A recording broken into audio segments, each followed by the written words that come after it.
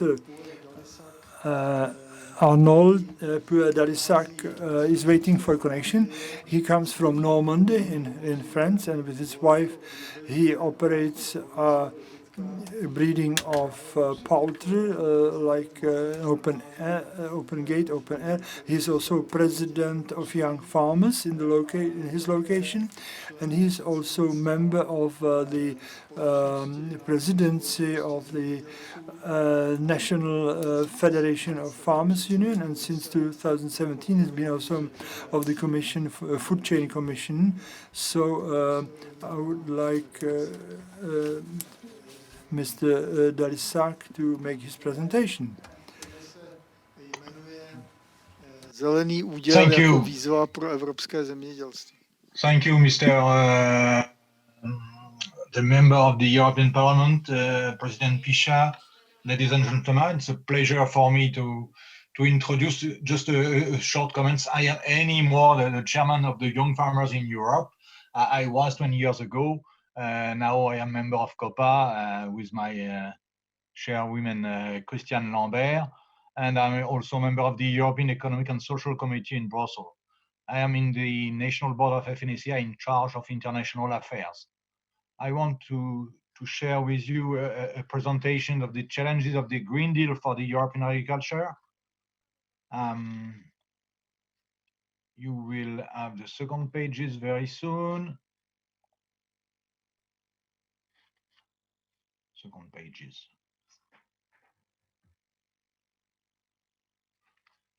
Okay, here you have the summary of my presentation. I want to develop 6 different points.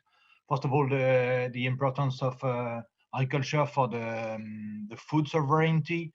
It's something very crucial, and it was one of the first ambition of the CAP 60 years ago, and it still continue to be something very important. Secondly, I will develop the necessity to acknowledge the progress made by the farmers. In this Green Deal, we have a lot of challenge, and it's important to recognize all this progress also already done. Thirdly, I will underline the strengthened farmers' roles in climate change. We are a problem. We are able to mitigate, but we are also able to solve this problem of carbon in the air, and it's important to know that. I will develop a point that we develop usually first with the farmer, the necessity of a good income. Without income, it's impossible to have farmers who are able to change or to go and to trust you. And I will also underline the necessity to have some coherence in the EU policy and improve this coherence, with not always the case between the necessity to trade and the necessity to have a high standard in Europe. And the last thing is to promote an independent science-based policy making. I won't continue. I hope it's okay. No, page 3, maybe here. Okay. I want to, yes, the necessity of the food security at national level. I have here the figures of the Czech Republic and a few minutes ago, and it's important to know that it's a national role, but it's also a European role, and we are that more and more in Europe. And it's also an international role, the necessity of the food security. We feed a large part of the world, and all the North African citizens are fed very often with our wheat, for example, and sometimes with a part of our chicken. And it's something important to know and to be aware, and we need to be glad and proud. A big challenge for 2050, 9 billion of people we need to be fed, and it's the necessity to increase the food production by 60% in terms of quantity, and at the international level. And I want to underline the efficiency of the food chain during this COVID-19 pandemic. We have shown during this lockdown that we are able to feed all the citizens. Most of the people sometimes can't work, but they are fine every day, every week, all the food necessary for their life everywhere in the market. Here it's some figures about the shelf market by the French agricultural products, agri-industry. Between 2015, the French exportation in value have increased a lot, and it's the same for the European level. And if you look at the small figures on the graph, you can see that if our exportation have increased in value, in volume, in share of market, we have less share of market than in the past. It's a problem of the French. It's not something we have to solve today. Here it's the result of this business in agriculture. Since 10 years, the agri-trade balance is excedentary of 15 billion of euro. It's a nice result. It was not the case in the past, and we are still the first importer in the world for Europe. But we have now an excedentary agri-trade balance, and it's one of the good results of the CAP. And it showed the importance of Europe, of the quality of the produce in Europe, to feed the consumer in the world.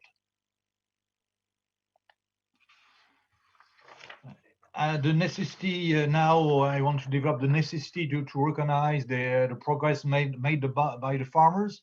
We will never forget that since 1990, 20% of the emission of gas carbon in the air are reducing of 20% in Europe.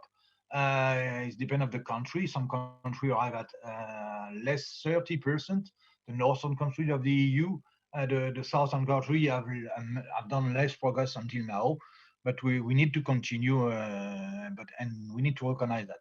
Secondly, we need to recognize the high quality food acknowledged by the worldwide. Everybody in the world want to be fed by European products. When they have money in Asia, in China, for example, they buy produce in Europe because they are sure of the quality, sure of the taste, sure of the safety of the products, and it's important to be proud and to know that. Don't forget also the diversity of farm and products. We have a large diversity of farm and products in Europe, and it's important to keep that always.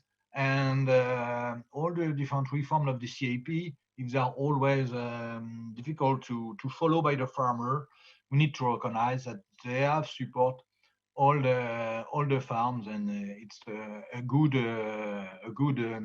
point for the CAP. And also, we need to remember all the environmental rules developed by the EU farmers. In 1992, the Nitrogen Directive, who have been implemented in the EU and who are now developed everywhere, where you see the result and the increase of the quality of the water everywhere in the EU with less and less nitrogen, when we can see the result. And linked to the CAP, the cross compliance since 2003, the necessity to have this cross compliance to receive the support of the CAP, and the last reform in 2014 with the greening, the necessity to keep the pastures It's an example of the environmental rules followed by the EU farmers. Globally, FNSEA is in line with the orientation of the European Commission about the Green Deal, and we are agreed for defending a double performance, economic and environmental. And I have underlined the word orientation. We are not agree with everything, and we can continue to discuss about that, but about the orientation, the necessity to go in this direction, we agree. I want to now to strengthen the farmer's role in the climate change.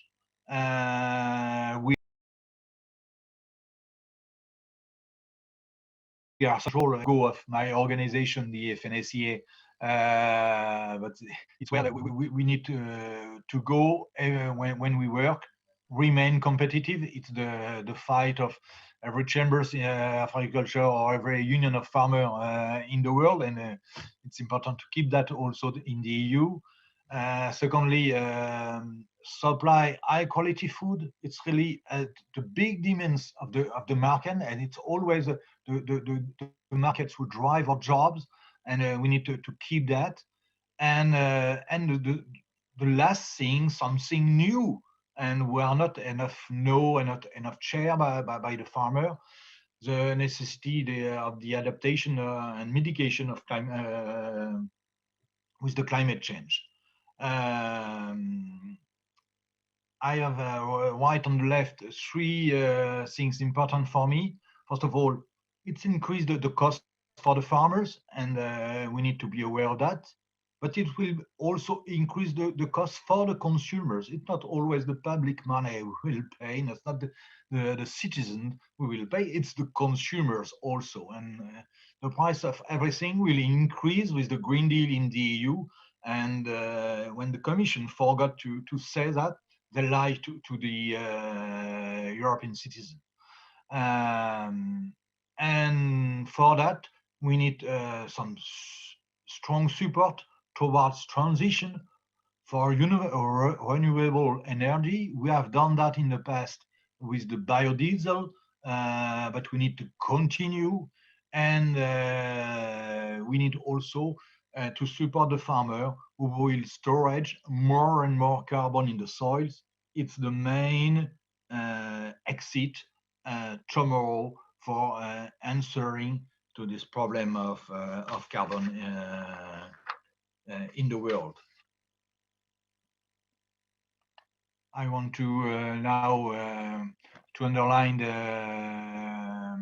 the farmer's income. With for myself, and I'm sure that Martin Picha will share that with me. It's a prerequisite to meet challenges. Income is a necessity for farmers.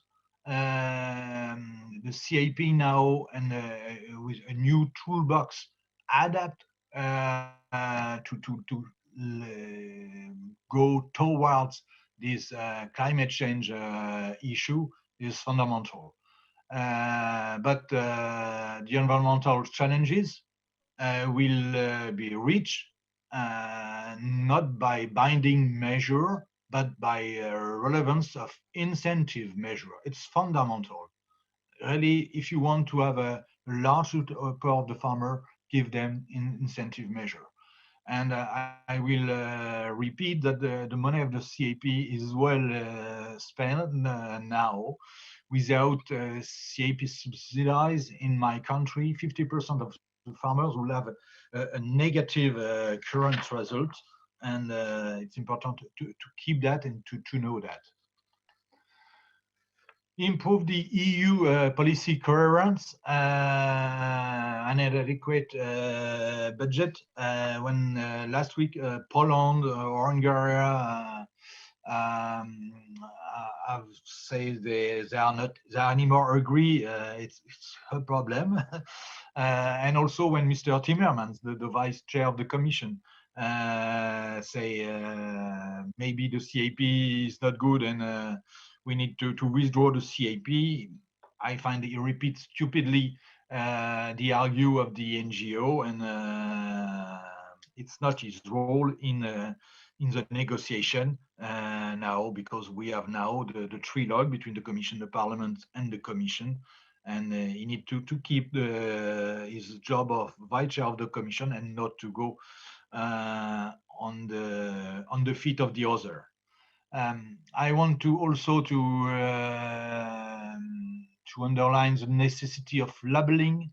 It's something difficult in the EU, but labeling is fundamental. When you buy a shirt or shoes, if you have a crocodile on the shoes or on the T-shirt, you will pay that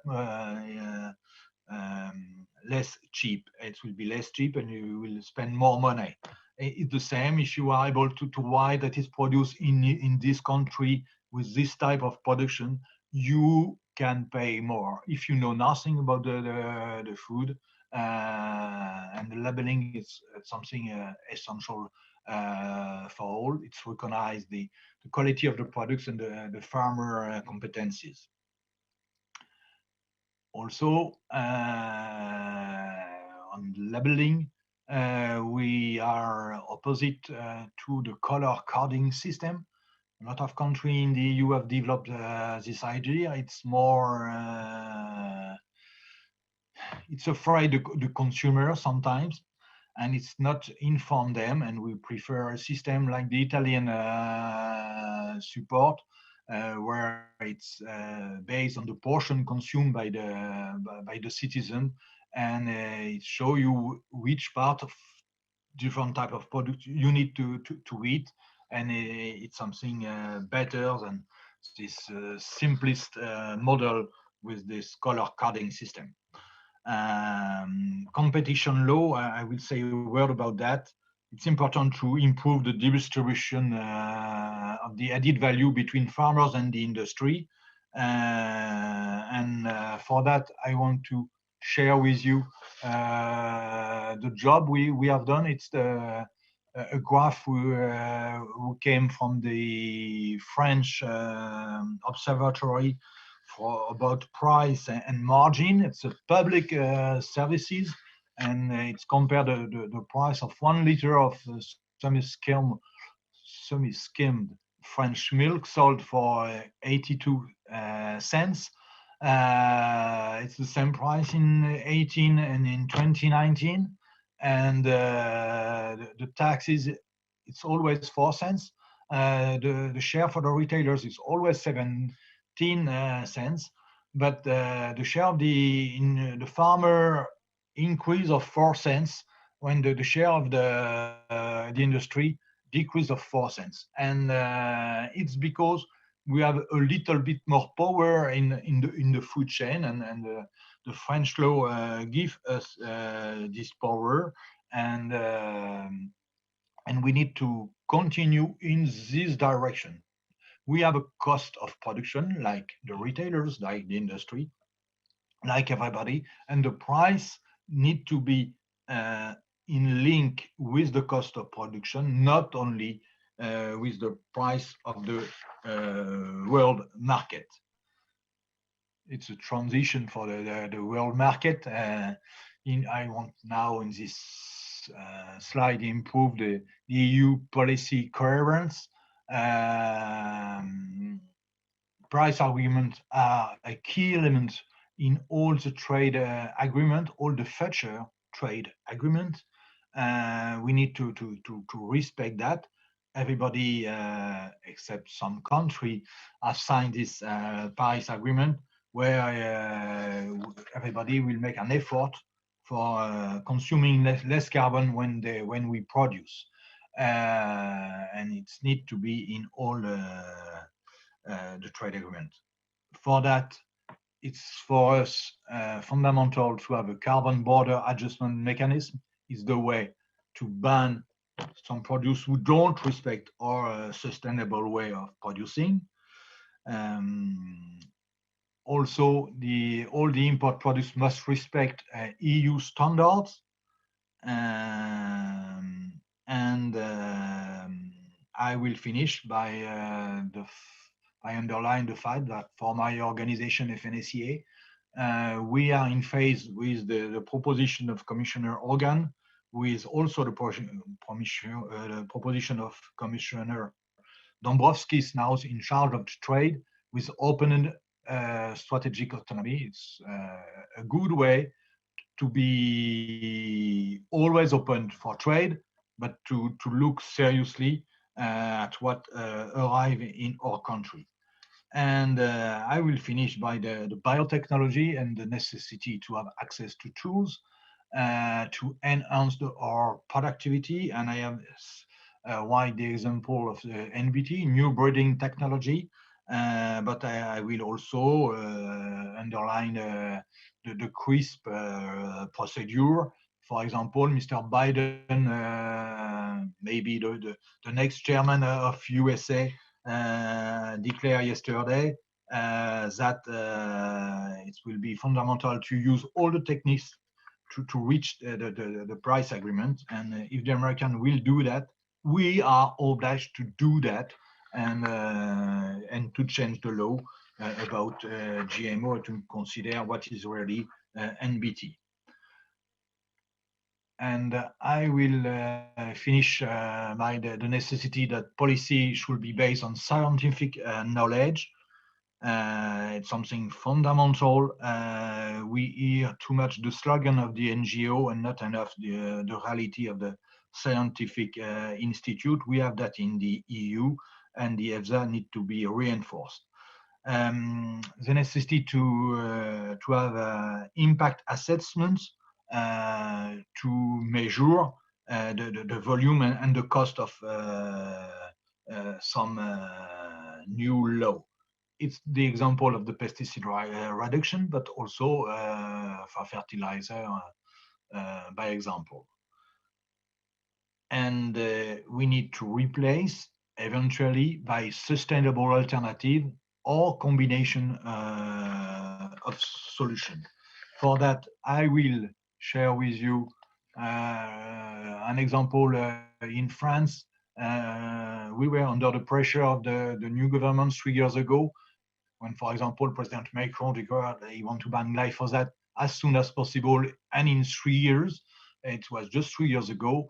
And we have developed what we call the contrat de solution, the solution contract, where 42 professional agriculture organizations are, from the farmers' side, the Union of Farmers, the Technical Institute, some private company, but also some public research institute like INRA, or the Ministry of Agriculture. And we are working on 350 different programs of research, where all these different interests really put together all the job that they do. And it's the way where we have convinced the government to be more reasonable on the ban of glyphosate without a solution. And we are involved to decrease risk and impact linked to crop protection products. And for that, I want to show you this graph, where you have seen that in 10 years, the pesticide index in river in metropolitan France and overseas decrease of 20%. And the sources came from the Hauts-de-France with a public authority in my country. And I want to finish by this last scheme, where we have two things. On the left, the farm to fork strategy, 10% of non-productive land, minus 30% of fertilizer, minus 50% of pesticide, 3 more organic farming. And on the other side, you have the real economy, with asking for, in 2050, more 60% of production, where now the EU farmers have an average income less than 30% of the EU average income. And the fact that we are now in Europe and in the world for the high quality of our food, and I have why the inexpensive food you spend in Europe less and less share of your budget for your food. It's a result of the efficiency of the agriculture and also the efficiency of the CAP. In fact, we have two pathways we need to converge, and I don't know what will be the result, but it will be in medium between this strategy of the EU and the real economy. And I want to keep as final word this hashtag: target are not solution, and to have solution, we need to have the result of the research in laboratory or research in the field. But now we have not all the solution for answering to the farm to fork strategy. Thank you very much, and I apologize for my too long speech.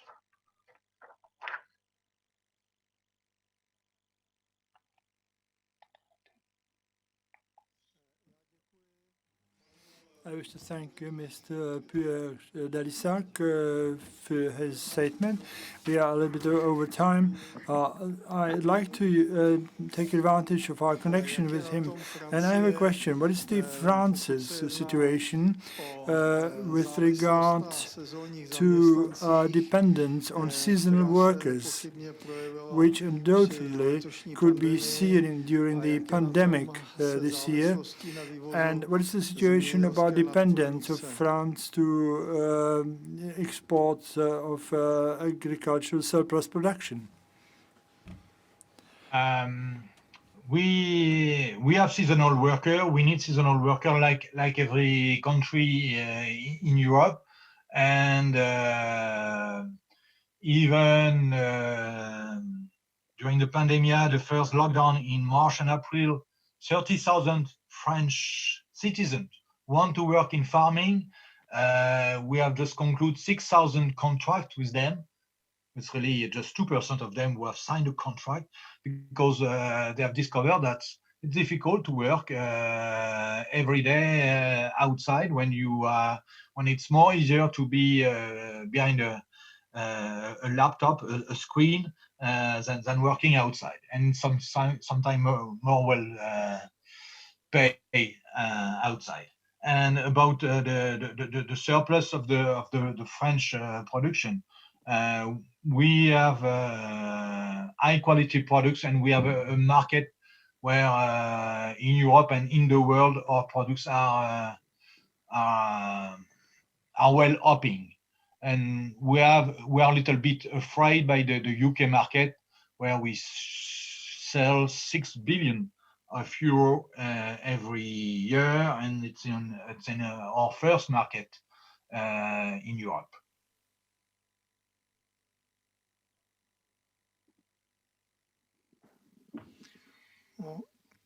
Děkuji. Ještě bych prosil další otázku. Thank you very much. One more question which we have prepared. How can agriculture cope with increased costs and reduced profits as a result of the Green Deal? May you repeat your question? Sorry.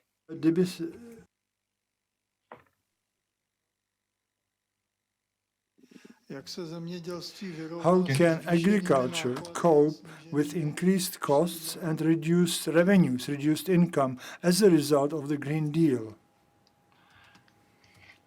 Now you have no result of the Green Deal.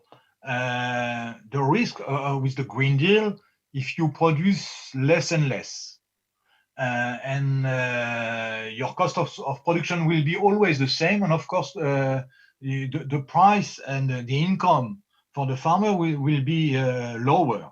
And it's fundamental to know that now it's not a true price by most of the time by the consumers, and the Green Deal, it's really a big turn where it will be difficult to go if the consumer will not be okay for paying more, because everything will be more and more expensive. if you use expensive worker and your cost of production will not be the same, and of course the price of the produce will be higher.